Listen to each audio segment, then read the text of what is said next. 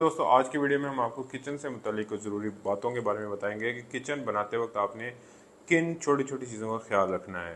पहले हम आपको बताते हैं कि अगर आपका किचन छोटा है, छोटी साइज़ का है, तो आप कोशिश करें कि लाइट कलर की जो टाइल्स हैं वो नीचे फ्लोर पे लगाएं। उससे होगा कि आपका किचन बड़ा बड़ा नज़र आएगा। एक बहुत हम जो गलती ये करते हैं कि किचन के अंदर वॉल्स में हम बहुत ज़्यादा कॉम्प्लिकेशंस डाल देते हैं। इसी तरह से सीलिंग में भी जो सीलिंग है उसमें ग्रूव्स डाल देते हैं।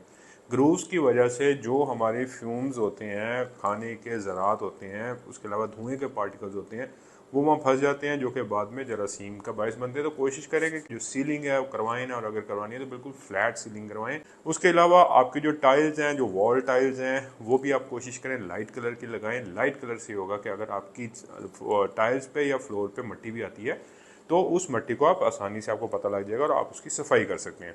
किचन के अंदर तीन चीज़ें हैं जो कि हमने देखनी है। एक स्टोरेज एरिया होता है जिसमें फ्रिजेस वगैरह होते हैं, उसके अलावा एक कुकिंग एरिया होता है जिसमें कुकिंग रेंज होता है, चूल्हा होता है, और थर्ड जो होता है वो सिंक एरिया होता है जिसे वॉशिंग एरिया कहते हैं।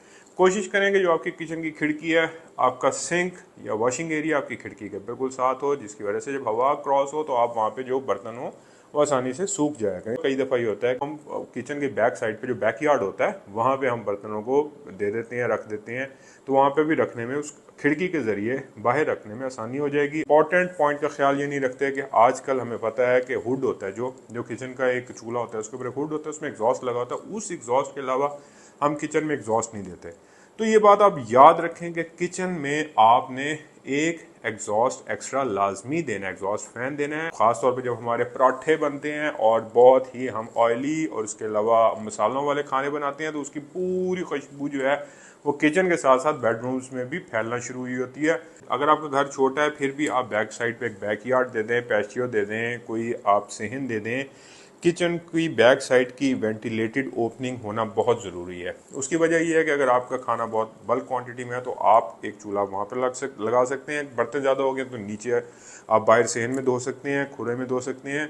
उसके अलावा अगर आपकी बैक डोर एंट्री होगी किचन की तो आपके सर्वेंट्स वगैरह, मेड्स वगैरह, हाउस हेल्प्स जो हैं वो आसानी से आ सकते हैं और वो वहीं से वापस भी जा सकते हैं। तो ये कोशिश करें कि आपके किचन, अगर आपका घर छोटा भी है तो भी किचन की बैक साइड पे आप लाजमी ओपनिंग दें।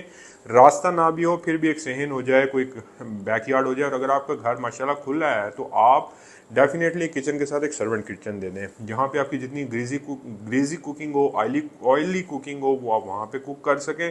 उसके अलावा आपके हाउस हेल्प्स वहाँ से आ जा सकें और आपके मेन किचन को आप यूज़ करें अपनी सिर्फ फॉर्मल डाइनिंग और फॉर्मल किचनिंग के लिए।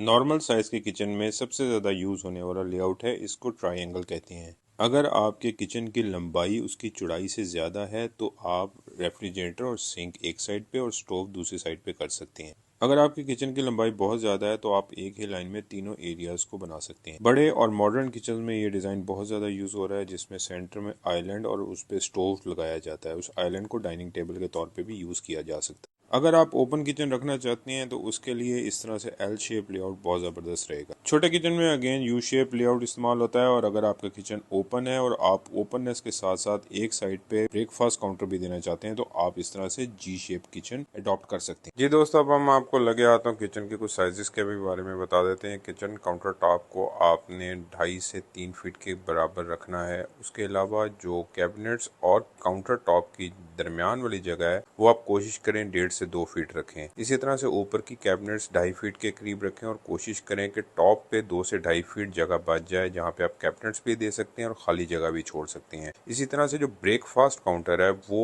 आपने 3 से 3.5 फीट के करीब उसकी हाइट रखनी है। घर, प्लाजा, फैक्ट्रीज, आउटलेट्स, इनकी डिज़ाइनिंग या किसी भी तरह की इंटीरियर डिज़ाइनिंग से मुतल्लिक कुछ भी मालूमात या डिज़ाइन करवाने के लिए आप नीचे दिए गए नंबर पर हमसे रब्ता कर सकते हैं। बहुत सारे दोस्त हमसे ये क्वेश्चन करते हैं कि अगर आपके जो किचन के काउंटर टॉप्स हैं उसके लिए कौन सा मटेरियल इस्तेमाल किया जाए। तो ज़्यादातर 3 तरह के मटेरियल्स यूज़ हो रहे हैं। एक कोरियान है जो कॉस्टली पड़ता है, एक मार्बल है जो रिलेटिवली हमें चीपर मिलता है, और एक ग्रेनाइट है जो कि costly, again it is costly. But मैं आपको ये सजेस्ट करूँगा कि आपने किचन टॉप अगर अच्छा और ड्यूरेबल बनाना है तो आप कोशिश करें कि ग्रेनाइट यूज़ करें। उसका फ़ायदा ये है ग्रेनाइट का कि वो चॉपिंग से, जब आपकी वहाँ पे आप नाइफ चलाते हैं, कुछ और कटिंग करते हैं, उसके अलावा और भी वियर टियर होती है, ऑयल का इस्तेमाल होता है, ग्रेजी चीज़ों का, तो ग्रेनाइट इतनी जल्दी ख़राब नहीं होता। तो इन चीज़ों का ख्याल रखें। उम्मीद है कि आपको हमारी ये वीडियो अच्छी लगी होगी। इसमें कुछ भी अगर आपको इन्फॉर्मेटिव मिलता है तो हमारी इस वीडियो को लाइक कर दें, अपने तमाम दोस्तों के साथ शेयर करें जो कि घर बना रहे हैं, बनाना चाहते हैं, इस फील्ड में कुछ भी शौक़ रखते हैं काम करने का। उसके अलावा आप हमारे यूट्यूब चैनल ईजॉय टीवी को, हमारे पर्सनल अकाउंट को फेसबुक के ऊपर, और उसके अलावा हमारे ईजॉय टीवी के अकाउंट को टिकटॉक पे और इंस्टाग्राम पे फॉलो ज़रूर करें। शुक्रिया।